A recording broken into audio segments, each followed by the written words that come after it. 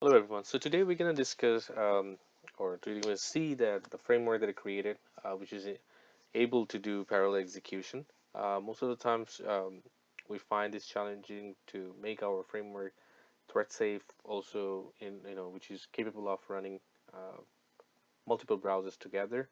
So that way it will reduce the execution time of our regression suite or functional test. So wherever we're implementing this automation in our project. So today we're going to see how this framework is capable of running multiple browsers.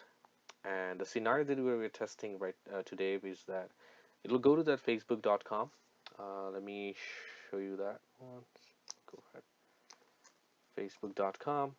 It'll provide some username and password, and then it'll click on create an account, and it'll provide first name, all these details, and then close the browser. So that's the scenario we're going to test. And let's see, also I have these two test class, and so it's reading the data from this data provider, and it's providing the same data provider I'm using for all these four tests. And also the fourth one is intentionally going to be failed, so I marked it so that it's gonna get failed, and I'm using 04 next to the username, so to make sure that we we're capturing the proper screenshot. Also for the login test 2, the same test are given there, except the test class name. So I have 5, 6, 7, 8 test, and also 8th one will be failed. So let me go ahead and run my script and see. So here I'm gonna start running. So it will launch the 4 browsers initially to finish this login page test, whatever test we have here, and then once this is done, then it will go for the second round. Will launch again 4 more browsers because our thread count is set to 4. So 4 browsers, and then sorry, so and then it will launch that 4 browsers, and then also it's gonna make this failed. And after that, at the end of everything, we'll see our report and make sure everything we're seeing is expected. So let me run this piece of thing. So we see our 4 browsers will be open. I will not try to touch it. So that's 4 browsers got launched.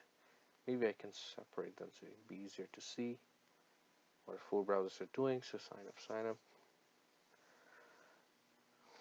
All right, so 4 browsers are closed. Now the second test2 script is going to run, and then four more browsers will be opened. So at the bottom, so we can see 4 browsers here. All right, so everything gets closed.